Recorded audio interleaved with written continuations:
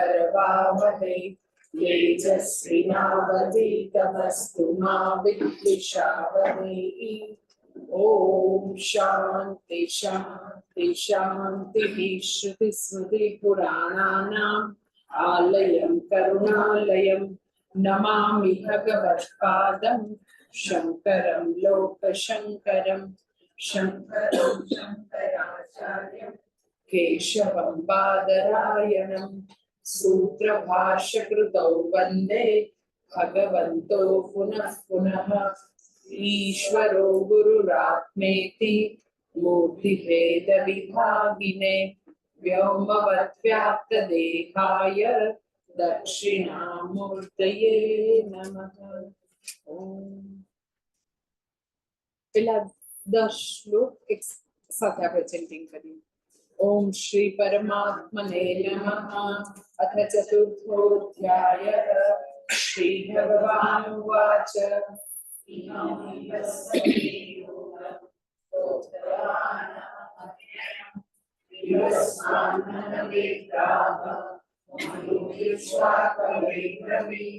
एवं परंपरा प्राप्तम् इमं राजर्षयो विदुः सकालेनेह महता यो नष्टः परन्तप स एवायं मया तेभ्य योगः प्रोक्तः पुरातनः भक्तोऽसि मे सखा चेति रहस्यं वेददुत्तमम्।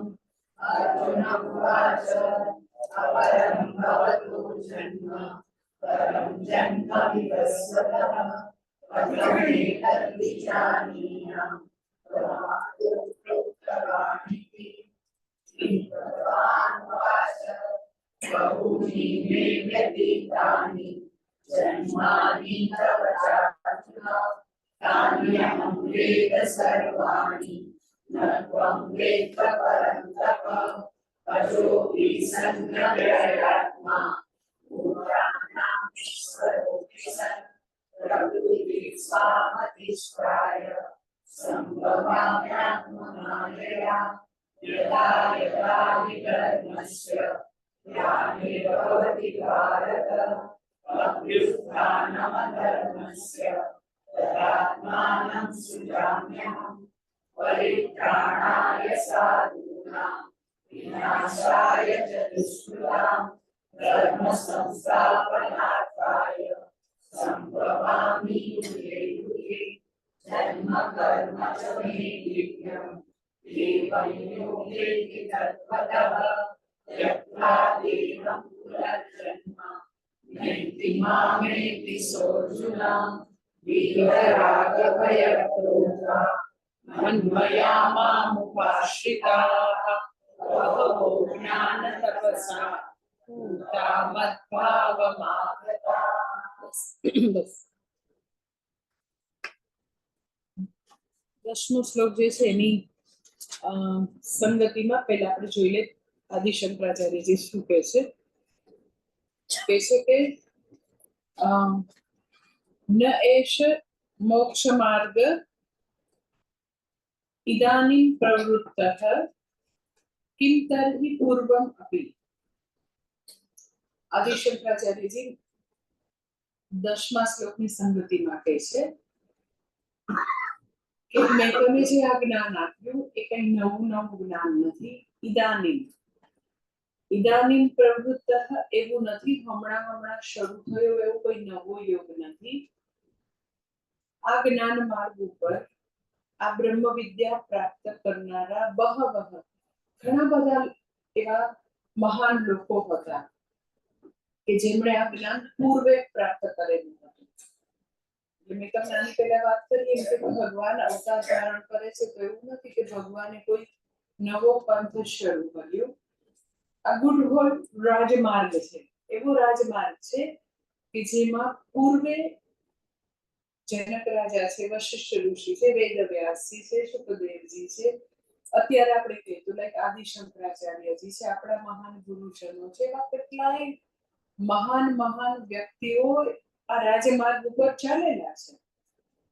એટલે ભગવાને કોઈ કૃષ્ણઇઝમ શરૂ નથી કર્યો, ઓલરેડી એ રાજમાર્ગ હતો જેની ઉપરથી બહુ બધા લોકોએ એ જ્ઞાન પ્રાપ્ત કરેલું છે. બહવઃ જ્ઞાન તપસા, ઘણા બધા લોકોએ જ્ઞાન પ્રાપ્ત કરેલું છે. સવાલ એમ થાય કે ઘણા બધા, તો કે બધા નહીં. આપણને કે એ તો ઘણા બધા જાણે છે, તો કે બધા નથી જાણતા. તો અધિકારીત્વની અપેક્ષા છે, લાયકાત જોઈએ છે, એના માટે પૂર્વે ક્વોલિફિકેશન જોઈએ છે, or you can say like inner infrastructure જરૂરી છે, જે શાસ્ત્રમાં વર્ણવે છે કે આવા પ્રકારનું ફ્રેમ ઓફ માઇન્ડ જરૂરી છે. તો એના અભાવમાં બધા જ લોકો જ્ઞાન પ્રાપ્ત નથી કરી શકતા. જ્ઞાન પ્રાપ્ત કરવા માટે ઘણા બધા પ્રાપ્ત કરેલું છે પૂર્વે. એ એક સંગતિ છે. બીજી સંગતિ એવી છે કે જે અર્જુનનું કન્ફ્યુઝન હતું કે તમે વિવસ્વાનને આપ્યો અને મને કેવી રીતે ખબર પડે કે પૂર્વે તમે જ આપ્યું હતું, તો એ કન્ફ્યુઝન ટોટલી દૂર કરી દીધું. એને જે હતું તો પોતે અવતાર રહસ્ય એની સામે ખૂબ જ સુંદર રીતે મૂક્યું અર્જુનની સામે. એટલે હવે ભગવાન પોતાનો મુખ્ય દોર ઉપદેશનો પાછો હાથમાં લે છે. મુખ્ય દોરમાં શું છે તો કે અધિકારીત્વ નિરૂપણ હોય કે આવા અધિકારી લોકો જ જ્ઞાન પ્રાપ્ત કરી શકે, એ દોર છે મુખ્ય. અને બીજું તો કે બ્રહ્મ વિદ્યાનું પ્રતિપાદન. એટલે જે એનો સવાલ હતો એનો જવાબ 9મા શ્લોક સુધીમાં પૂરો કરી દીધો.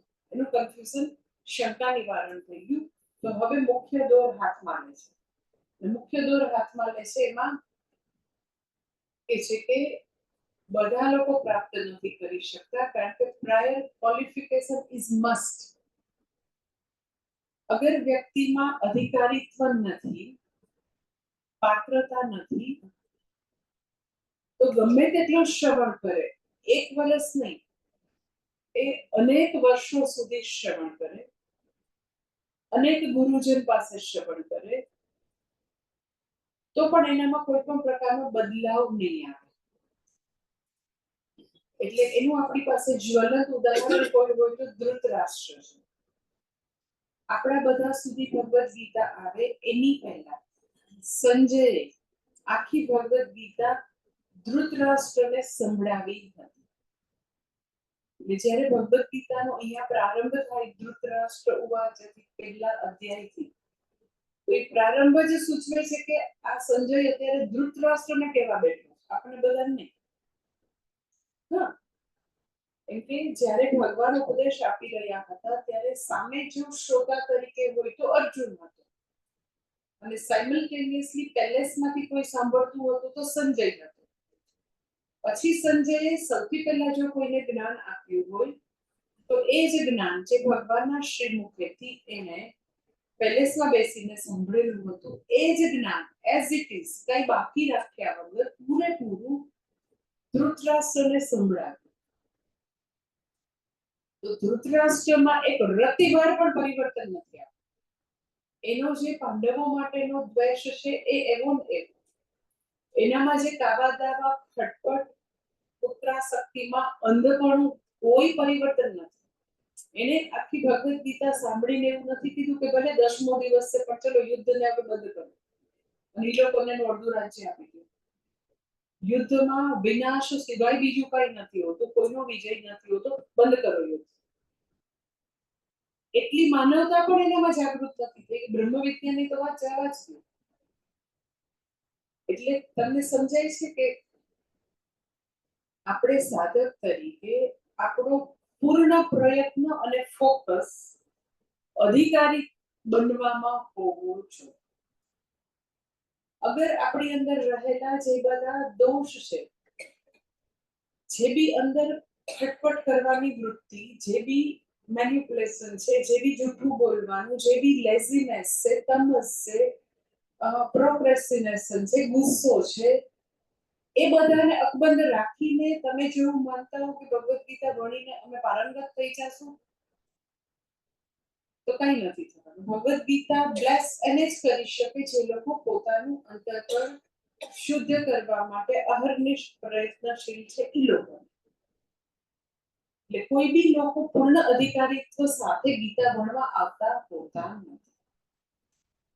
નચિકેતા જેવા ઉત્તમ અધિકારી આ જગતમાં હોતા નથી. મંદ મધ્યમ અધિકારી હોય છે. અર્થાત આપણા અંતઃકરણમાં બહુ બધા દોષો હોય છે. આપણને જોવા ન ગમે એ બીજી વસ્તુ છે, પણ દોષ તો હોય છે. એટલે આપણને શાસ્ત્ર જે છે એ શબ્દોનો મિરર આપણી સામે ધરે, આપણે આપણા દોષ જોઈ અને આપણે એની ઉપર ટાર્ગેટ બાંધીને કામ કરવું જોઈએ. અનફોર્ચ્યુનેટલી જ્યારે જ્યારે શબ્દોના મિરરમાં પોતે જોવે તો લોકોને એવું લાગે કે પણ તમે તો એની જ વાત કરી.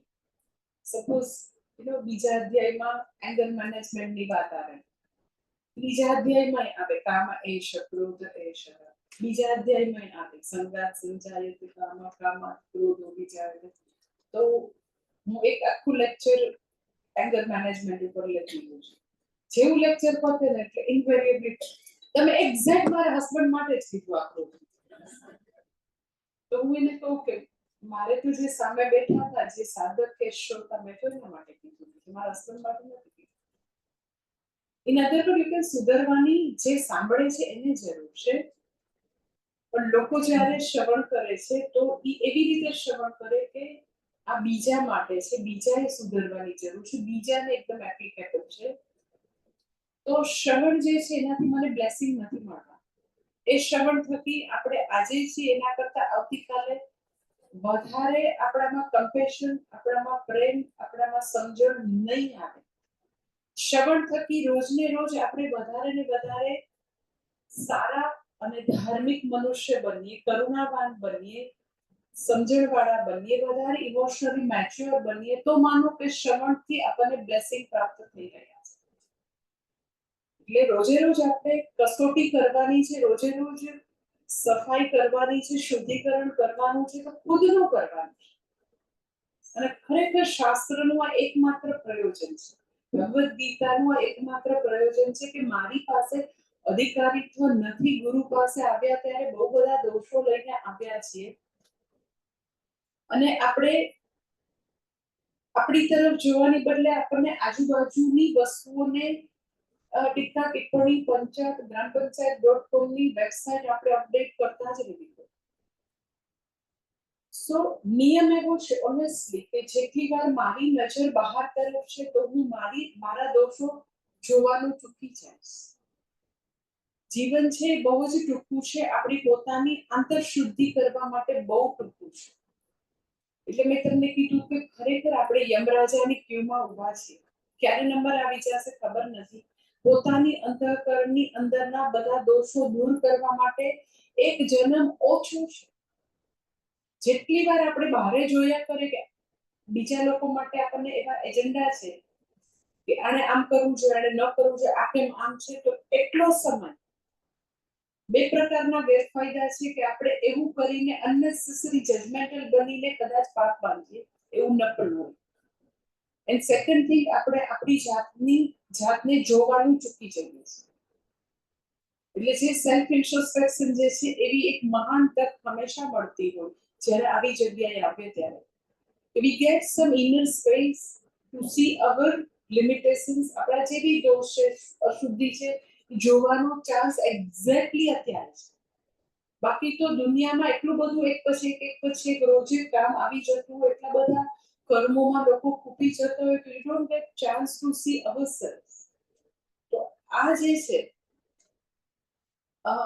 જે ક્વોલિફિકેશનની વાત છે, યોગ્યતા પ્રાપ્ત કરવાની વાત છે, આંતરશુદ્ધિની વાત છે, એકદમ જ અતિશય ઇમ્પોર્ટન્ટ વસ્તુ છે. બાકી તમે મને પૂછો તો બ્રહ્મ વિદ્યા કે આત્મજ્ઞાન કે સાક્ષાત્કાર જે છે એ આમ ચપટી બગાડેલા છે, તત્ક્ષણ છે. એમાં કોઈ બાર નથી, એમાં દૂરી નથી. આંખ ખોલો અને વસ્તુનું દર્શન થાય એટલું સહજ છે. કારણ કે શાસ્ત્રના શબ્દો સાક્ષાત પ્રમાણ છે. આંખ જેમ કોઈ વસ્તુ શું છે એ જોવા માટે સાક્ષાત પ્રમાણ છે. એટલે કોર્ટમાં એમ કે આઈ વિટનેસ છે, પછી કઈ આગળ જરૂર નથી. એ 7 વર્ષનું બાળક બી એવું કે હા દારૂ પીને એને મારી માનું મર્ડર કર્યું હતું, એકદમ આલ્કોહોલિક ફાધર હોય તો 7 વર્ષનું બાળક પણ જો એવું કે મેં મારી સગી આંખે જોયું વાર્તા કરી. તો આંખ જે છે એ જેવી રીતે આપણને વસ્તુનું દર્શન કરાવે, એમાં કોઈ સમયનું વ્યવધાન નથી, એમાં સમય નથી. આંખ ખોલો અને ફટાક દર્શન થાય. એમ શાસ્ત્રના શબ્દો ગુરુ મુખેથી આવે, આપણા માનસ પટ ઉપર આવે, તરત જ આત્મ સાક્ષાત્કાર છે, એમાં કોઈ વ્યવધાન નથી, દૂરી નથી. છતાં બી આપણને હું એ માય મારું સ્વરૂપ શું છે એનું જ્ઞાન નથી થતું. તો આડે પ્રતિબંધક હોય તો પ્રતિબંધક એક જ છે કે હજી આપણામાં બહુ બધી અંતઃકરણમાં અશુદ્ધિ છે. કોઈ એમ કે આંખ ખોલીએ તો બી નથી દેખાતું. ઓકે, આંખમાં શું છે તો કે કેટરેક્ટ આવી ગયો છે, પડળ છે. આંખનો પ્રોબ્લેમ નથી આંખની અંદર, તો કે આજે કેટરેક્ટને કારણે જે પડળ આવી ગયું છે એ પ્રોબ્લેમ છે. તો એ તમારે ઓપ્થોમોલોજીસ્ટ પાસે જઈને તમારે નાનકડી સર્જરી કરાવવી પડે. એમ અત્યારે અંતઃકરણની આડે જાણે કે આવી અશુદ્ધિનું મોટું બધું પડળ છે. અને એ દરેકની પોતાની ઇનર જર્ની છે. દરેકે પોતાની અશુદ્ધિ ઉપર, પોતાની લિમિટેશન ઉપર, પોતાની જે બી કામ, ક્રોધ, લોભ, મદ, મોહ, માત્સર્ય, રાગ, દ્વેષ, મેનિપ્યુલેશન જે બી છે બધાને પોતપોતાની ખબર હોય. પણ પ્રમાણિકતાથી કામ કરવું પડે. કારણ કે જન્મો જન્માંતર પછી પહેલી વાર આપણને શાસ્ત્ર એવા શુદ્ધ ફોર્મમાં ભણવા મળેલા હોય. બધું બાકીનું આપણને જે એન્વાયરમેન્ટ છે એ આપણને શાસ્ત્ર સ્ટડી માટે કન્ડ્યુસિવ ભગવાને આપેલું હોય. તો હવે દોષો ઉપર ન કામ કરીએ એનો અર્થ એમ કે આપણે આપણો પુરુષાર્થ ઓછો છે તો પાછા પુનરપી જનનમ પુનરપી મરણમમાં પાછા જશું. પછી પાછું તો કે ફરીથી આવી જ રીતે ઋષિકેશ આવવાનું, ફરીથી ભણવાનું, પાછું એ નહીં ચાલશે. તો આ જ જન્મે મારી મુક્તિ થાય, આ જ જન્મે એ નિત્ય સુખની પ્રાપ્તિ થાય, જીવતા જીવ છે.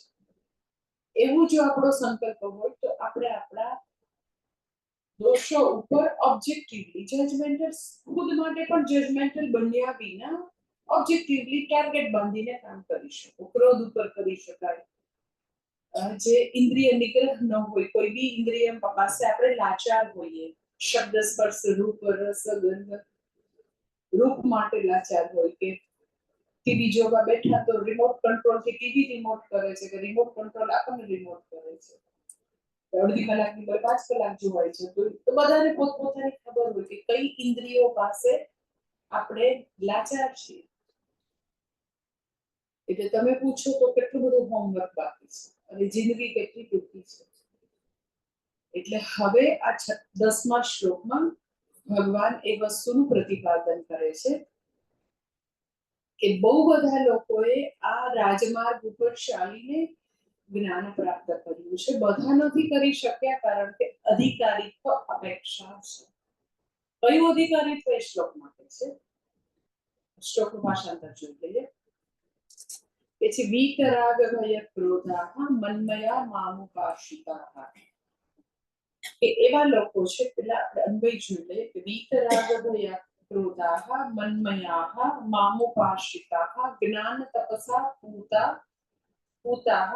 બહવઃ મદ્ભાવમ આગતાઃ. આટલા વિશેષણ કે છે કે એવા લોકો છે, પહેલું કે છે જે લોકો રાગથી મુક્ત છે. વીત એટલે ચાલ્યું ગયું છે, મુક્તિ રાગ એનામાંથી ચાલ્યો ગયો છે. વીત રાગ પછી ભય ચાલ્યો ગયો છે, ક્રોધ ચાલ્યો ગયો છે. એવા લોકો છે કે જે લોકો રાગથી, ભયથી, ક્રોધથી મુક્ત છે. પછી પહેલું કે છે. બીજું કે છે મન્મયા, એ લોકો હંમેશા મારામાં લીન છે. પછી એક શબ્દ તમને વર્ણન કરીશ શું કહેવા માંગે છે. પછી નું ત્રીજું કે છે મામુપાશ્રિતા, એ લોકો મને જ આશ્રિત છે. પછી ચોથું કે છે જ્ઞાન તપસા પૂતા, એ લોકો ખૂબ જ પવિત્ર થયેલા છે. શેનાથી? તો કે જ્ઞાન રૂપી તપશ્ચર્યાથી પાવન થયેલા છે, પવિત્ર થયેલા છે.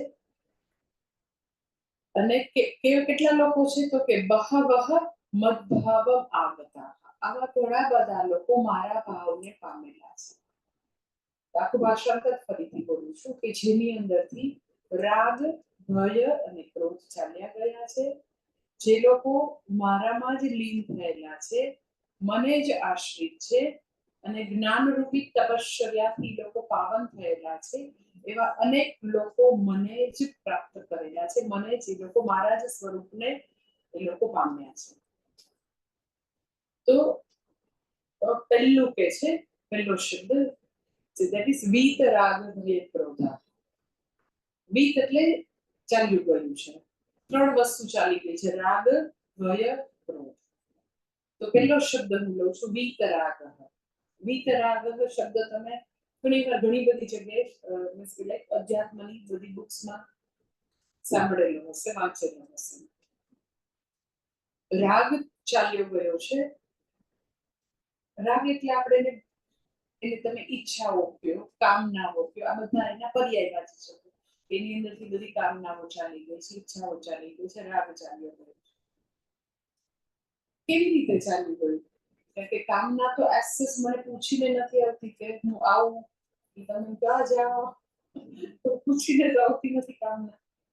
એમ જ વ્યક્તિને ખબર પડે કે એની અંદર આવી કામના છે, અને સમયાંતરે જુદા જુદા ઉંમરના પડાવમાં જુદી જુદી ઈચ્છાઓ એમ જ સરફેસ થતી રહે, રોજે દિવસથી રાત સુધી બી સરફેસ થતી રહે. અને એવા સંજોગોમાં ખબર બી ન હોય કે એવી ઈચ્છાઓ બધી જાગૃત થતી હોય. તો હવે સવાલ એ થાય કે આ વ્યક્તિ જે છે એના જીવનમાંથી બધી ઈચ્છાઓ ચાલી કેવી રીતે ગઈ છે? વીતરાગ એટલે જ્ઞાનનિષ્ઠ વ્યક્તિ છે. બહવહ જ્ઞાન તપસાહ ભૂતાહ, જ્ઞાનનિષ્ઠ વ્યક્તિના જીવનમાં બધી ઈચ્છાઓ કેવી રીતે ચાલી ગઈ? અને બીજો સવાલ એકદમ ઇમ્પોર્ટન્ટ એવો થાય કે શાસ્ત્રોની ને ભગવાનની ઈચ્છા સામે શું વાંધો છે? ઈચ્છા શું કામ એટલી અનિચ્છનીય છે? અને આવું શા માટે શાસ્ત્ર દરેક વખતે ઈચ્છા સામે વાંધો છે? તો પહેલા તો આપણે ઈચ્છા વિશે થોડુંક હું તમને સમજાવી દઉં કે ઈચ્છા વાસ્તવિક રીતે ઈચ્છા ખરેખર શું છે. તો મનુષ્યને ભગવાને ત્રિવિધ શક્તિ આપેલી છે, એમાંની એક શક્તિ છે ઈચ્છા શક્તિ. જ્ઞાન શક્તિ, ઈચ્છા શક્તિ, ક્રિયા શક્તિ, ત્રિવિધ શક્તિની ગિફ્ટ જો કોઈને આપી હોય તો એક માત્ર ને માત્ર મનુષ્ય. તમે એમ કે જો ભગવાને આપેલો પ્રિવિલેજ હોય તો તમે શું કામ કહો છો? જ્યારે ને ત્યારે એનામાંથી કામના ચાલી ગઈ, કામના અમે રહ્યા સંસારી, અમને તો હોય ને કામના. તમે વૈરાગી સંન્યાસી હો તો બરાબર છે, ના હોય, પણ અમને રહેવા દો ને ભાઈ. અમને સ્વિટ્ઝરલેન્ડ જવું હોય ને અમારે વિઝા થવા જવું હોય, અમને તો ઈચ્છાઓ કેટલી હોય, વિશ લિસ્ટ અમારું બહુ મોટું હોય, આખી દુનિયા જોઈ લેવી હોય. તમે અમને જરાક માફ કરી દો ને ઈચ્છાઓમાંથી. તો અને જ્યારે ને ત્યારે શાસ્ત્રમાં ઈચ્છાઓ દૂર કરો, ઈચ્છાઓ દૂર કરો, આ શું છે? તો એક્ઝેક્ટલી સમજવાની જરૂર છે. નહીં સમજવાથી શું થાય કે લોકો પોતાને આમ દોષ આપ્યા કરે, કન્ડેમ કરી, હું બહુ ખરાબ, મારામાં એવી કામનાઓ બધી, કામનાઓ ખત બધે છે, બહુ બધી કામનાઓ છે અને હું એટલે બહુ ખરાબ, અને મને એવા વિચાર આવે ને, અરે કહેવાય નહીં તમને. હા હા, સાચી એવા બિચારા યંગસ્ટર્સ બી આવીને કહેતા હોય, એટલે કામના તો સૌથી ખરાબ વસ્તુ. પછી આપણને એવું થાય કે તો ભગવાને આપીશું તમને, તમારે દૂર કરવાની છે તો આપીશું કામ. તો અમને બી આપણે આશ્રમની ગાય જેવા બનાવી દીધા રોજ ને, તો અમને ઈચ્છા જ ન હોય આપીને પછી તમે દૂર કરો. શું છે આ? એક તમે એવી સરળ સાધના આપો ને કે અમે કરી શકીએ. એટલે પહેલું સૌથી મહત્વનું કોઈ રહે છે કે શાસ્ત્રમાં જ્યારે વીતરાગ પ્રજહાતિ યદા કામાન, સિદ્ધ પ્રજ્ઞ વિભાગમાં એવું આવે કે મનોગતાન સર્વાન કામાન પ્રજહાતિ, પ્રજહાતિ યદા કામાન સર્વાન પાર્થ મનોગતાન આત્મન્યેવાત્મના તુષ્ટઃ પ્રજ્ઞસ્ય લોચતે. તો હંમેશા એ કામના રાહિત્યની વાત બીજા અધ્યાયથી શરૂ કરે તો હંમેશા હોય કામ એષઃ ક્રોધ એષઃ રજોગુણ સમુદ્ભવઃ મહાશનો મહાપાત્મા વિદ્યેનમિહ પરિહિનઃ. ભાગ્યે જ એવો અધ્યાય હશે કે જેમાં કામના રાહિત્યની વાત ન કરી હોય, બીજાથી શરૂ કરીને 18 છે. તો એક તરફ તમે એમ કહો છો કે પ્રિવિલેજ છે, એક તરફ તમે એમ કહો છો કે હવે જોને ભોગાવો. એવી રીતે ભોગાવી કામના, કારણ કે મને પૂછીને તો આવતી નથી. જન્મ જન્માંતરના સંસ્કારો લઈને આપ્યા છે અને એને અંતર્ગત એ જીવનના જુદા જુદા ઉંમરના પડાવમાં એ તો વ્યક્ત થતી રહે છે. તો પહેલા તો ઈચ્છાનું સ્વરૂપ સમજીએ કે બે પ્રકારની ઈચ્છાઓ છે, binding desire, non binding desire. એક બંધનકારી ઈચ્છા, એક બંધન ન ઊભું કરનારી ઈચ્છા. સો ભગવાને જે પ્રિવિલેજની વાત કરી છે કે મેં મનુષ્યને ઈચ્છા શક્તિ આપેલી છે, that is purely non binding desire. બંધન ન ઊભું કરનારી ઈચ્છા. સો બાઇન્ડિંગ ડિઝાયર છે એને દૂર કરવાની વાત છે, નોન બાઇન્ડિંગ ને. બાઇન્ડિંગ અને નોન બાઇન્ડિંગ નો ફરક શું છે યાદ સમજાવો. જે બાઇન્ડિંગ ડિઝાયર છે, બંધનકારી ઈચ્છા જે છે એ સ્વ અપૂર્ણતામાંથી ઉત્પન્ન થાય છે. હું બરાબર નથી, મારામાં કંઈક ખૂટે છે અને બાહ્ય જગતમાંથી આટલું આટલું મળી જાય, આમ થઈ જાય, આમ દૂર થઈ જાય, આમ આવી જાય તો હું બરાબર થઈ જઈશ. ધેટ ઇઝ બંધનકારી છે. ઇન અધર વર્ડ, ઈચ્છા પૂરી થાય ન થાય એમાં હું હલી જાઉં, ન પૂરી થાય તો. પૂરી થાય તો હું એકદમ હર્ષોલ્લાસ થઈ જાય, મારી ઈચ્છા પ્રમાણે થાય. સો એની પૂર્તિ કે એની અપૂર્તિ નો આધાર હું ઉપર છે, સ્વકેન્દ્રિત ઈચ્છા. ઇટ ઇઝ બંધનકારી ઈચ્છા. હું બરાબર નથી, ઈચ્છા પૂરી થાય તો હું બરાબર થાઉં. એ બાઇન્ડિંગ ડિઝાયર છે. તમે તો રેવા દો ને, ભલે ને રહેતી બાઇન્ડિંગ ડિઝાયર. બરાબર છે. 5 વર્ષે એવું હતું કે એક રમકડાની ઈચ્છા પૂરી થઈ જાય તો હું ઓકે થઈ જઈશ, મને મજા આવી જશે, મને આનંદ મળી જશે. ને 60 વર્ષે બી હજી એક બીજી વસ્તુ છે. સો નિમિત્તો બદલાયા છે, અધૂરપ એવી ને એવી. કોઈ વાર રમકડું નિમિત્ત છે, કોઈ વાર બાઇસિકલ નિમિત્ત છે, કોઈ વાર સ્કૂટી નિમિત્ત છે, કોઈ વાર તો કે ગર્લફ્રેન્ડ નિમિત્ત છે. હમણાં સાંભળ્યું છે કે મારો દીકરો માતાજી મને કે મારે એટલા બધા સારા રિલેશન છે કે મારો દીકરો કે મારે મારી ગર્લફ્રેન્ડ સાથે ફરવા જવું છે, પૈસા. તો પછી મને કે શું કરવું, એમ કે મેં એવા હેલ્ધી રિલેશન રાખ્યા છે. એટલે મેં કીધું ભાઈ નહીં આપો તો છુપાઈને જાશે તો ખરું. ટીનેજરને બધા પ્રયોગો તો કરતા હોય. પ્રોબ્લેમ એ નથી, એકવાર એક હેન્ડરાઇટિંગ વાળી ગર્લફ્રેન્ડ મળે તો 6 મહિના પછી બીજા હેન્ડરાઇટિંગ વાળી, તો શું કરવું? એવો તો અઘરો સવાલનો જવાબ મને પિતાજીમાંથી મળતો નથી. સો પેલા નાના હતા તો જે અધૂરપ હતી, અસંતુષ્ટિ હતી તો કદાચ 5-10 નિમિત્ત હતા. અત્યારના જમાનાના છોકરા માટે તો આ ટેવ એવા 1000 નિમિત્ત છે કે મમ્મી પપ્પાએ આ ન કરી દીધું એટલે બિચારા સંતુષ્ટ હતા. સો બાઇન્ડિંગ ડિઝાયર જે છે એ છે કે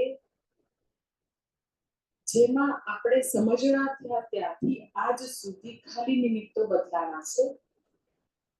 આપણી એવી જે ગણતરી છે કે મળે પછી હું બરાબર, એ એવું ને એવું રહ્યું છે, એ બાઇન્ડિંગ ડિઝાયર. એટલે પૂર્તિ કરીને હું ઈચ્છામાંથી મુક્ત થાઈશ એવું નથી થયું, એવું તમે લોજિકલી ઓબ્જેક્ટિવલી એ વસ્તુને જોઈ શકો અગર પોતે પોતાના અનુભવોનું ઓબ્જેક્ટિવલી એનાલિસિસ કરવાની ઇનર સ્પેસ હોય તો જીવનમાં કોઈ સમી સાંજે આવી પોતાની બધી ઈચ્છાઓનું એકવાર સર્વૈયું કાઢીને બેસવું પડે કે ભાઈ પૂરી કરીને હું બરાબર છું, હું પૂર્ણ છું, હું નિત્ય સુખ સ્વરૂપ છું, એવું કદી નથી આવ્યું. સો સ્વકેન્દ્રિત અધૂરપ જે છે એ એવી ને એવી રહે છે ભાઈ. એટલે બાહ્ય જગતની વસ્તુઓમાં પરિવર્તન લાવીને સુખી થાય એ ગણતરી, એ રસ્તો, એવો જ સોલ્યુશન જે છે સુખી થવાનું, એ ટોટલી ગલત તો લાગે છે. ક્યાંથી પરમ સુખ મળશે એ નથી ખબર, અહીંયાથી તો મળ્યું જ નથી. મળવું હોત તો 5 વર્ષે, 10 વર્ષે, 25 વર્ષે મનગમતી વ્યક્તિ સાથે લગ્ન કરીને 2 સુંદર બાળકોને જન્મ આપીને એને સરસ એડમિશન થઈ ગયું. દરેક વખતે તમે જુઓ કે સુખ જે છે જરાક છે એનો ગાજર લટકાવેલું એવી સ્થિતિ, થોડું બસ આટલું જ, વધારે નથી. તો એ મેં એવા લોકો જોયે છે કે જે એમ કે અમુક વર્ષો પહેલા પોતાના સંતાનને એડમિશન મળી જાય તો ઓકે, હવે એના પૌત્ર માટે મને એવી છે કે માતાજી પૂજા કરાવજો ને ત્યાં, બસ મારા છોકરાને આ એવી બેસ્ટ સ્કૂલ છે ને દીકરાને બસ એડમિશન મળી, આટલી જ ઈચ્છા છે. જ્યારે એનો છોકરો એમ કે લાઈક 2.5 નો હતો યર્સનો, ત્યારે એને જે સ્કૂલમાં એડમિશન લેવું હતું એવું જ તો કે દીકરા માટે એવી જ અધૂરપ, એવી જ આકાંક્ષા, એવા જ પ્રકારની એની ખ્વાહિશ કે આ થઈ જશે ને એટલે ઓકે થઈ જશે. એટલા માટે મેં તમને કીધું કે એ પોતાની ખોજ છે કે વ્યક્તિએ પોતાની જાત સાથે બેસવું પડે કે બાહ્ય જગતમાં બધી આ પરિવર્તન લાવીને ઈચ્છિત વસ્તુ પ્રાપ્ત કરીને સ્વ કેન્દ્રિત અધૂરપને ભરી નહીં શકાય. એ બ્લેક હોલ છે. બ્લેક હોલને કદી ભરી ન શકાય. તમારે સમજવું પડે કે એ વસ્તુઓથી નહીં ભરાય, સ્વનું સ્વરૂપ જાણવાથી જ બ્લેક હોલ ભરાશે. એટલે એ આખી ઓરિએન્ટેશન જે છે જન્મો જન્માંતર ખોટું છે. આખો આપણો પ્રયત્ન જે છે એ ખોટો છે. એવી રીતે કદી નહીં થાય. કામનાઓને પૂરી કરીને સુખી થવું એ પ્રજ્વલિત અગ્નિમાં હંમેશા ઘી હોમવા જેવું છે. પ્રજ્વલિત અગ્નિ હજી વધુ એવું માંગશે, રસ્તો જ ખોટો છે. નિત્ય સુખ પ્રાપ્ત કરવાનો રસ્તો જ ખોટો. સો શાસ્ત્રને બાઇન્ડિંગ ડિઝાયર સામે વાંધો જ નથી ભાઈ, રાખને તું 1 કરોડ રાખને એટલે પૂરી કરી આપે, પણ એનાથી તમને નિત્ય સુખ નહીં મળે. શાસ્ત્ર નું એકમાત્ર પ્રયોજન કે આપણને સુખી કરવા, એટલે બાઇન્ડિંગ ડિઝાયર માંથી મુક્ત કરવાની શાસ્ત્રની ઈચ્છા. કારણ કે શાસ્ત્ર સહસ્ત્ર હિતેશીની માં છે. આપણું હજારો ગણું હિત કરવા વાળી શ્રુતિ જે છે એને એવો માતૃભાવ છે કે મારું સંતાન, મારું સાધક જે છે એ કેમે સુખી થાય, એટલે બાઇન્ડિંગ ડિઝાયરમાં મુક્ત થવાનું કે છે, નહીં કે આપણો હિત ઈચ્છે છે. એને ખબર પડે છે કે મારું બાળક બિચારું જન્મો જન્માંતરથી કામનાઓ, બાઇન્ડિંગ ડિઝાયરને પૂરી કરવામાં દિવસ ને રાત લાગેલો છે, પણ એ રસ્તે તને નિત્ય સુખ નામનો પ્રદેશ નહીં મળે. અને એના માટે તારે કંઈ કરવાનું નથી, ખાલી ખુદને જાણવાનું છે. એટલે નોન બાઇન્ડિંગ ડિઝાયર જે છે એટલે વિતરાગઃ, એટલે એના જીવનમાંથી બધી બાઇન્ડિંગ ડિઝાયર જતી રહી છે. હવે એને એવી ભ્રાંતિ નથી કે કોઈ વસ્તુ પ્રાપ્ત થાય ન પ્રાપ્ત થાય એનાથી હું ઓકે કે નહીં ઓકે, એવી ગણતરી પૂરી થઈ ગઈ. પ્રારબ્ધના પવનથી જે આવવું હોય આવે, ના હોય ના આવે. આગતે સ્વાગતમ કુર્યાત, ગચ્છન્તમ ન નિવારે. આવવું હોય આવે, જાવ હોય છે. इधर भी वाह वाह, उधर भी वाह. एक बार ગંગાજીમાં એક બાબાજી જતા હતા, તો બાબાજી ની એવડી મોટી જટા, તો જટા વારે વારે કે પવનને કારણે આંખમાં આવી જતી. કોઈ વ્યક્તિ તમારા જેવો કોઈ બેઠો બેઠા બેન્ચો પર જોતા હતા. બાબાજી જાય છે થોડા વારે વારે આંખમાં વાળ આવે છે. બાબાજી થોડી વાર થયું તો એનાથી ચલાતું જ નહોતું, તો ઊંધી દિશામાં આવ્યો. કોઈ ઉભા નહીં, પણ બાબાજી તમારા इधर भी वाह वाह, उधर भी वाह वाह. મને क्या प्रॉब्लम નથી, આમ જઈશ, વાંધો નહીં, ભગવાનને એવું છે કામ જાય. સો એનું કે પ્રારબ્ધનો પવન જે કાંઈ આપણા પુરુષાર્થ અને લખેલું છે એ પ્રમાણે જે આવવાનું હશે એ આવીને રહેશે. ભવિતવ્યમ ભવતી એવ, આવવાનું હશે એ થતું રહેશે. આપણાથી એઝ અ હ્યુમન બીંગ જે બેસ્ટ પુરુષાર્થ થાય એ કરતા રહીએ. પણ પ્રારબ્ધ અને પુરુષાર્થના મિશ્રણથી જે મળી જશે એટલે હું સુખી થઈ જઈશ એવી ગણતરીઓ હવે નથી. એ જે લખાયેલું છે એ બધી વસ્તુ એની મેળે ભગવાન કર્માધ્યક્ષ મોકલતો રહેશે. આપણે આપણા પુરુષાર્થ કરતા રહીએ. It has nothing to do with my પૂર્ણતા. હું ઓકે છું, હું બરાબર છું, હું સચ્ચિદાનંદ સ્વરૂપ છું, એને અને બાહ્ય પ્રાપ્તિઓને જોજનો સુધી ક્યાંય લેવા દેવા નથી. ધેટ ઇઝ કોલ્ડ ખરેખર એ મુક્તિ છે. એકવાર આ સમજી લ્યો તો એટલું રિલેક્સેશન થાય, ક્યાંય સ્ટ્રેસ ન થાય. હંમેશા તમે રિલેક્સ કે જે થવાનું હશે એ થઈ રહેશે. હું એઝ અ હ્યુમન બીંગ શું બેસ્ટ કરી શકું આ પરિસ્થિતિમાં કરતા રહ્યો ભાઈ. પછી ઈશ્વરની ઈચ્છાથી બધું થતું રહેશે.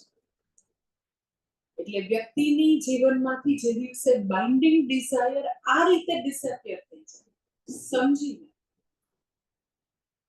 તો પછી જે ઈચ્છાઓ રહી છે એ નોન બાઇન્ડિંગ. નોન બાઇન્ડિંગ એટલે શું? તો કે અધૂરપમાંથી નથી જન્મેલી. બાઇન્ડિંગ જે છે એ અધૂરપમાંથી આવેલી છે. ઇટ ઇઝ ફોરફુલનેસ. Non binding out of fullness, પૂર્ણતામાંથી જન્મે. તમે પૂર્ણતામાંથી ઈચ્છા જન્મે આ જન્મે. વ્યક્તિ પૂર્ણ છે, પરિપૂર્ણ છે, તો એને હવે એવી ઈચ્છા છે કે ગરીબ બાળકો માટે આપણે ફોર્મલ એજ્યુકેશન માટે છાત્રાલય કરીએ જેથી લોકોનું ભલું થાય. સનાતન ધર્મને હવે જરૂર છે કે ગૃહે ગૃહે ગીતાનું જ્ઞાન પહોંચાડે. તો પૂર્ણતામાંથી એ ઈચ્છા જન્મી શકે કે ના લોક કલ્યાણના કામો હું કરું. કારણ કે હવે જે આ શરીરમાંથી મારે જે સિદ્ધ કરવાનું હતું આત્મજ્ઞાન એ થઈ ગયું છે. તો શેષ જે જીવન છે એ બધું તો કે હું લોક કલ્યાણ માટે ખર્ચીશ. તો હવે એને પોતાને સિદ્ધ ન કરવું ઇટ ડઝન્ટ મીન કે લોકો કલ્યાણના કામ ન કરે. આદિ શંકરાચાર્યજીને ખુદને કાંઈ સિદ્ધ નહોતું કર્યું તો બી એને ભગવદ ગીતા ઉપર બધા ઉપનિષદો પર ભાષ્ય લખ્યા. આખા ભારતનું પરિભ્રમણ કર્યું, 4 મઠની સ્થાપના કરી, કેટલા બધા લોક કલ્યાણના કામ કર્યા. એ બધી ઈચ્છાઓ તો કે નોન બાઇન્ડિંગ ડિઝાયર છે. નોન બાઇન્ડિંગ ડિઝાયર એક્ઝેક્ટલી ભગવાને આપેલી ઈચ્છા શક્તિ છે. બંધન શું છે? તો કે વ્યક્તિને ઈચ્છા હોય તો જે દુઃખ છે નહીં પૂરું કરવાથી ધેટ ઇઝ બંધન. નોન બાઇન્ડિંગ ડિઝાયરમાં ક્યાંય દુઃખ જ નથી. એ ઈશ્વરના હાથની કઠપૂતળી છે કે મેં સંકલ્પ કર્યો છે મારે આ કરવું છે, નથી થતું તો ભગવાનની ઈચ્છા. તો પૂરી થાય ન થાય તો એ વ્યક્તિ હલી જતી નથી. એ પોતાની પૂર્ણતામાં આત્મરતિથી આત્મતૃપ્ત, પોતાની પરિપૂર્ણતામાં હંમેશા એમાં જ લીન છે. સો વીતરાગઃ એટલે એના જીવનમાંથી, જ્ઞાનનિષ્ઠના જીવનમાંથી બધી બાઇન્ડિંગ ડિઝાયર જતી રહી છે. ઓકે, સાધક જે છે એ પોતાની બાઇન્ડિંગ ડિઝાયર પર કેવી રીતે કામ કરી શકે? તો કે સાધક એવી રીતે કામ કરી શકે કે સાધક જે છે એ પોતાની ઈચ્છાઓ માટે આવી રીતે નચિકેતા કઠોપનિષદમાં એવું કહે છે કે શોભાવાહા, કે જે કંઈ મને તમે ઓફર કરી રહ્યા છો, યમરાજા જે કંઈ આપી રહ્યા છે કે તું આ બધું લઈ જા, કેમ કે ઈમા રામા હા સરથા હા સતુર્યા હા, તો બધી અપ્સરા લઈ જા, રથ અને એના વાજિંત્રો સાથે તું આટલું આયુષ્ય લઈ જા, તું આટલું બધું સુવર્ણ લઈ જા. તો ત્યારે નચિકેતા એવું કહે છે આ તમે જે કાંઈ ઓફર કરો છો એ કાલે નહીં થાય. એટલે સાધક નચિકેતા જેવું વિશ્લેષણ કરી શકે કે જે કામનાઓ છે કાલે રહેવાની નથી. જે મને ભોગ્ય પદાર્થો જોઈએ છે એ અનિત્ય છે. ખાલી અનિત્ય છે એટલાથી ઈચ્છા દૂર નહીં થાય. સાથે સાથે દુઃખમય છે એ પણ વિચાર કરવો પડે. શોભાવાહ એમ કાલે નથી રહેવાનું અને સાથે સાથે દુઃખમય છે. કારણ કે કોઈ એમ કે ને કે કાલે નહીં રહે તમે જે માંગણી કરો છો, તો એવા લોકો આર્ગ્યુમેન્ટ કરે 4 દિનની પણ ચાંદની તો છે ને 4 દિવસ રહે, 4 दिन की चांदनी फिर अंधेरी रात।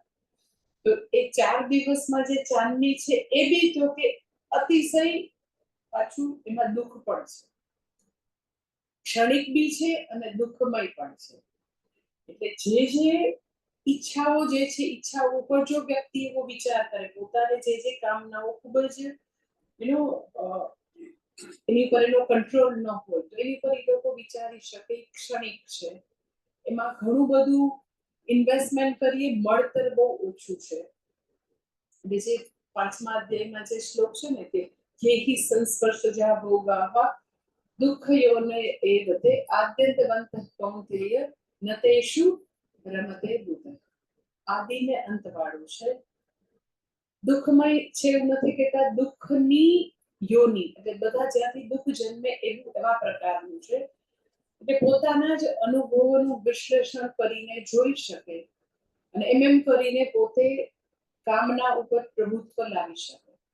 જ્યાં જ્યાં એની જે ઇન્દ્રિયો પાસે એની કામનાઓ પ્રબળ હોય તો આવી રીતે વિચાર કરી શકે કે અનિત્ય છે, દુઃખમય છે.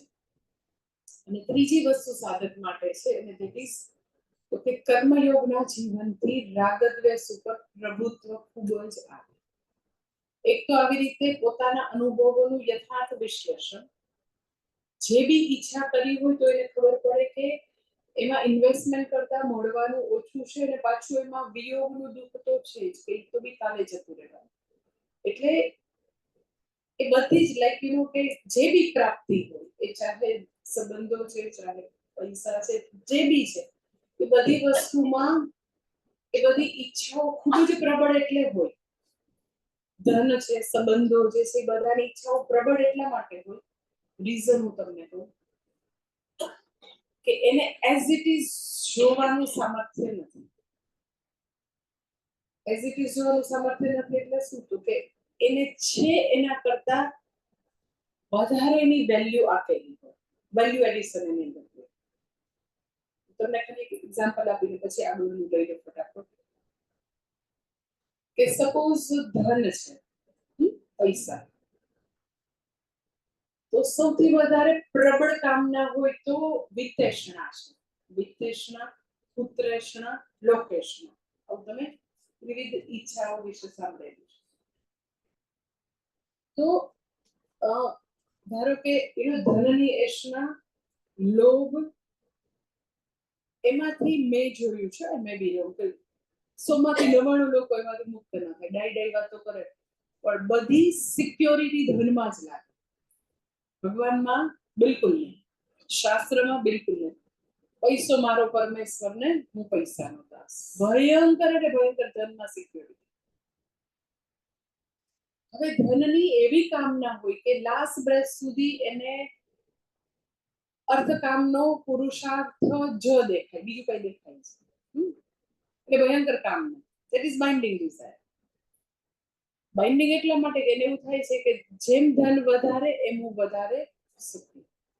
સો મારું સુખ મારા ઉપર, હું સચ્ચિદાનંદ આત્મા છું એની ઉપર બિલકુલ નથી.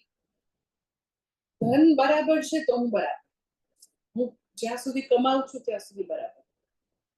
તો તમે એમ કહો પણ તમારે બી બરોડાનો આશ્રમ કરો છો તો ધનની છો, કોને આવે છે ધન વિના? તમે અહીં આવ્યા તો ઇન્ડિગો વાળા મફત લાવ્યા, સંન્યાસી છે મફત, તમને બી ધન તો જોઈએ છે. તો હવે સવાલ એ છે કે ધન માટેનો રાગ ચાલ્યો જવો એ શું છે? પછી તમે ધનની જગ્યાએ તમને જેમાં તૃષ્ણા કે ખૂબ જ બાઇન્ડિંગ ડિઝાયર હોય તો તમે તમારી રીતે હોમવર્ક કરી શકો. હું એક વસ્તુ સમજાવું તો કે ધન છે એના કરતા એને વધારે જોવું, એનું નામ સુપરઇમ્પોઝિશન. એનું નામ કે તમે ધનને એઝ ઇટ ઇઝ યથાર્થ રીતે જોતા નથી. ધનને તો લક્ષ્મી કહે છે, ધનલક્ષ્મી, ધાન્ય લક્ષ્મી, સંતાન લક્ષ્મી, ધન બી લક્ષ્મી છે. એટલે હું એવું જરા બી નથી કહેતી કે ધનને ફેંકી દો. તમે જો 500 રૂપીસની નોટ અહીંયા મૂકશો મારા વ્યાસપીઠમાં તો મને ભયંકર કરંટ લાગવાનો. આપતા ને કોઈ મને ધન, હું ટચ જ નથી કરતી. એવું તો હું કહેતી નથી, કારણ કે હું તો કહું છું ધન તો સાક્ષાત લક્ષ્મીજી છે. હવે ધન માટેનો વૈરાગ્ય ઇટ ડઝન્ટ મીન ધનને ફેંકી દેવું. ધનને ફેંકી દેવું અર્થમ અનર્થમ ભાવય નિત્યમ ફેંકી દેવું એવું જરાય નથી કહેતું. એટલે એક એક્સ્ટ્રીમ એવો છે કે જે એવું કહે છે કે ધનને ફેંકી દો, એવા લોકો છે કે જો ધન તમે મને સોનાનો સિક્કો મારા નીચે મૂકો તો મારી ગેસ સ્ટિક નીચે તો મને કરંટ લાગે, એવું એવા લોકો છે. તો એ એક એક્સ્ટ્રીમ હું કહું છું. બીજું એક્સ્ટ્રીમ હું કહું છું કે આખી જિંદગી અર્થકામમાં જ વિતાવે, પૈસો મારો પરમેશ્વર કે નહીં, પણ એના સિવાય એને બીજું સૂઝે છે. ઇન અધર વર્ડ એને પૂરી સિક્યોરિટી ધનમાં લાગે છે, ભગવાનમાં નહીં. અને એક એવું છે કે એમ કે છે ધન ખોટું છે ફેંકો. સો બંનેને શોભના અધ્યાસ છે, સુપરઇમ્પોઝિશન છે. ધન છે એના કરતા ઈ વધારે જોવે છે. એક એવું માને છે કે ધન છે ઈ પતનનું કારણ છે, એક એવું માને છે કે ધન છે સિક્યોરિટીનું કારણ છે. સો બંને એક આવી જુદી જુદી એક્સ્ટ્રીમમાં ઊભા છે. ભગવદ ગીતા મને એવો ગોલ્ડન મિડલ પાથ આપે છે. That is called Vitrag. Golden middle path શું છે? તો કે એઝ ઇટ ઇઝ જેવું છે ધન એને જોવું ને તમે. શું છે ધન? તો કે ધન જે છે પૈસા એ આખું આર્થિક તંત્ર ચલાવવા માટે આપણે એક એવી પ્રોમિસરી નોટ બહાર પાડી કે એ તમે જ્યારે નોટ રજૂ કરો તો તમને એટલું દ્રવ્ય મળે. આપણું બધું દેશના અર્થતંત્ર વાળાએ એને ઓબ્જેક્ટિવલી જોવું હોય, ધનને તો તમે આવી રીતે જોઈ શકો કે 500 રૂપીસની નોટ ઇક્વલ ટુ મને આટલી વસ્તુઓ મળે, જે બી લેવા ચાવી મળે.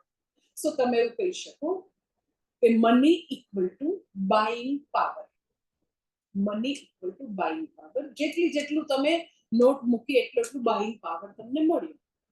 Buying power equal to you can purchase, કઈ બી પરચેસ કરી શકો. તમારી પાસે હવે 500 રૂપિયાનો બાઇંગ પાવર છે તો તમે કઈ બી ખરીદી શકો. ફ્રૂટ લઈ શકો, નોટબુક લઈ શકો, જે બી આવતું હોય લઈ શકો. તમારી પાસે 5000 રૂપિયા છે, તમારી પાસે 5 કરોડ રૂપિયા છે, તમારી પાસે 50 કરોડ છે, you can purchase minister also. જ્યારે ઇલેક્શન આવે તો યુ કેન પરચેસ એનીથિંગ. આ પૃથ્વીની નીચે જે બી વસ્તુ છે, બાઇંગ પાવર છે, તમે કઈ બી ખરીદી શકો.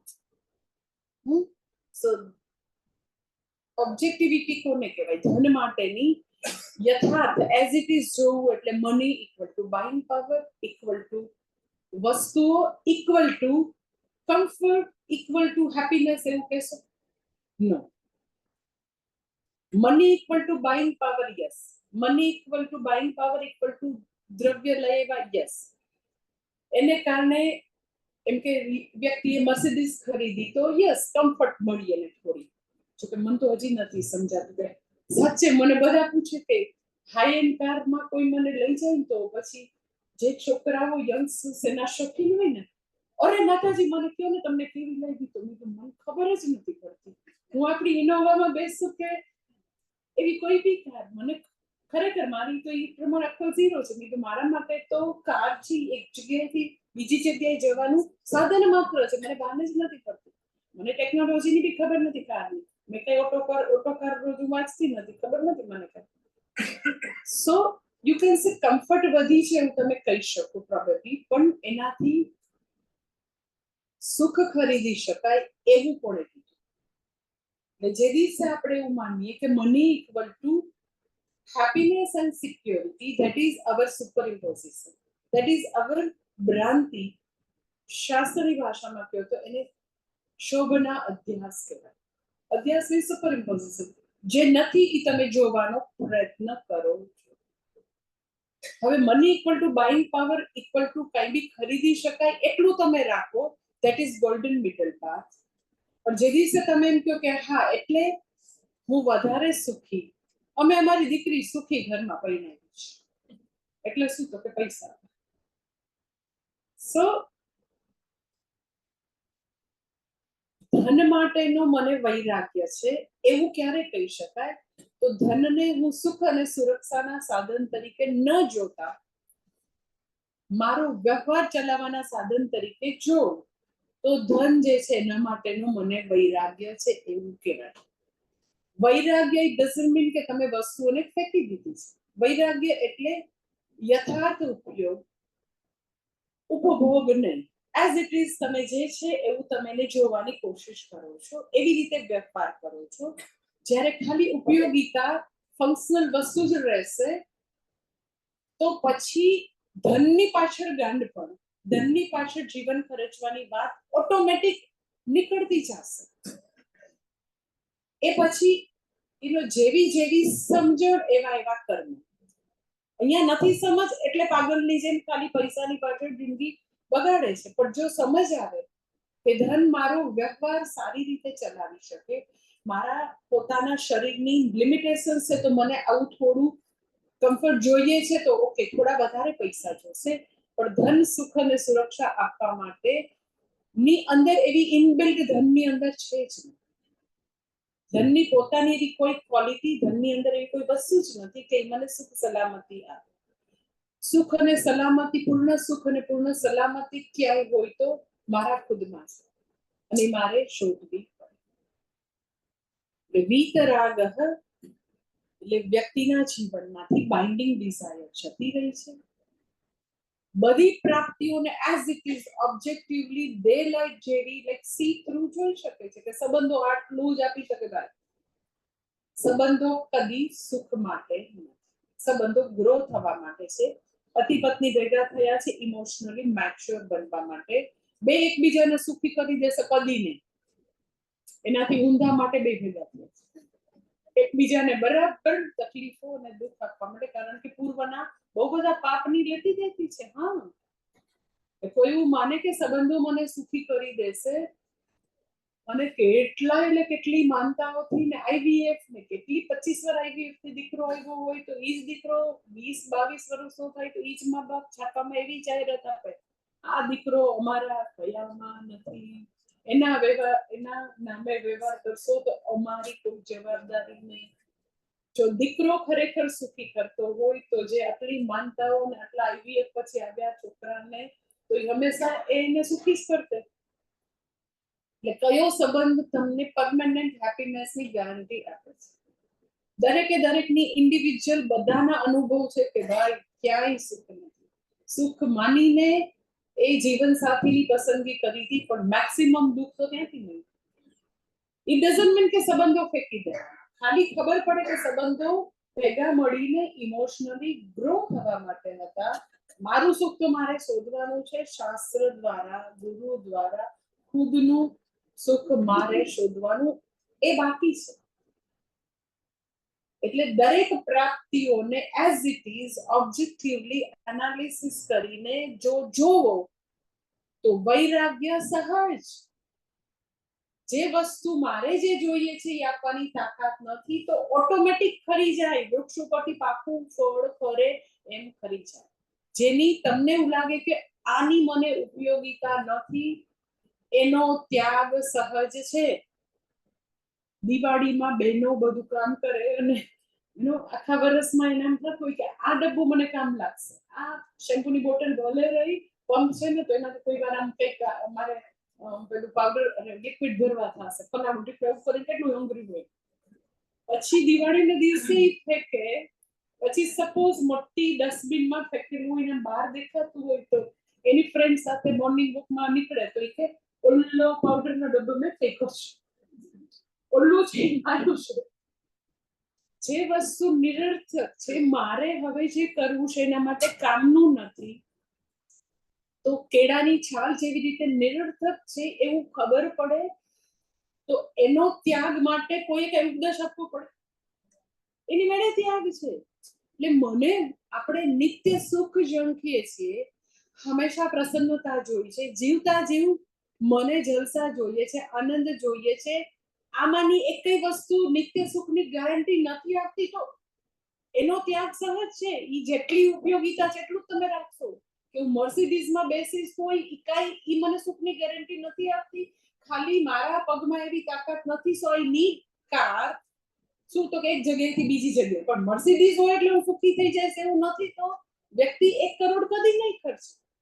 એ શું કરશે તો કે સારું 15-20 લાખની લઈ લ્યો, કારણ કે 42 ડિગ્રી સેલ્સિયસમાં એસી વગર હવે રહેવું જે રીતે ગ્રીન હાઉસ ઇફેક્ટ ને જે રીતે પૃથ્વીનું ટેમ્પરેચર વધે છે તો શરીર હવે એવું નથી કે બધું સહન કરી શકે. તો મને એસી અને એક જગ્યાએથી બીજી જગ્યાએ જવા માટે કાર જોઈએ છે. તો દરેક વસ્તુ એટલે મર્સિડીઝ નો રાગ કાઢવાની જરૂર જ ન પડે, કારણ કે એને કાર શેને માટે છે એક્ઝેક્ટ સમજાઈ ગયું. તો મર્સિડીઝ ની ઈચ્છા તો કે વૃક્ષ ઉપરથી પાકું ફળ ખરે એ ઓટોમેટિક જતી રહેવાની છે.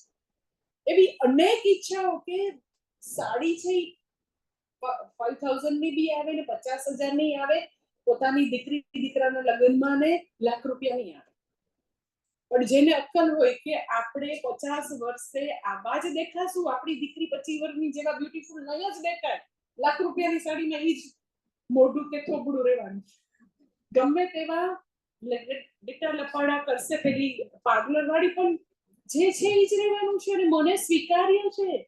ઈ મને મારો બ્લેક કલર ગૌવર્ણો મારા મા બાપની ગિફ્ટ છે. ઈ મેલેનિન નામના દ્રવ્યથી મારા માતા પિતાની ગિફ્ટ છે. મારો કલર, મારી હાઈટ, મારું જે બી છે એની ગિફ્ટ છે. મને નથી વિરોધ થાય. તો એ વ્યક્તિ કોઈ દિવસ લાખ રૂપિયાની સાડી લઈ જ ન શકે, કારણ કે એને ખબર છે કપડા જે છે એક લોક લજ્જા નિવારણાર્થ છે. કપડાની વ્યાખ્યા છે, શાસ્ત્રમાં બધી વ્યાખ્યા છે. મકાન તો કે ઠંડી તાપ અને વરસાદથી રક્ષણ આપવા માટે નાગરિક શાસ્ત્રમાં વર્ષોથી ભણી ગયા આપણે. પરંતુ એવા બી લોકો મેં એક આપણા કોઈ સ્ટુડન્ટના સગામાં ખ્યાલ છે મને, હ્યુસ્ટનમાં રહે છે, 2 એકરમાં બંગલો બનાવ્યો અને જયપુર અને લાઈક ઇન્ડિયામાંથી વધારે જયપુરથી શી ભરી ભરીને ભારતથી સામાન લઈ જાય અને એનો 2 એકરનો બંગલો બનાવ્યો છે. માય ગોડ, સુગરલેન્ડમાં, આમ લેકના કિનારે. 5 કે 6 વર્ષ તો બનતા થઈ. કેટલા વ્યક્તિ ઘરમાં? 2 વ્યક્તિ. તો તમે 5 વર્ષ સુધી કરોડો રૂપિયા. પછી એની ઘરે હ્યુસ્ટનમાં ગઈ હતી ને 3-4 વર્ષ પહેલા, તો મને કે માતાજી મને એવી ચિંતા થાય છે. એની પાસે બધા બહુ જ બધા એમ કે રેડ પેઇન્ટિંગ છે.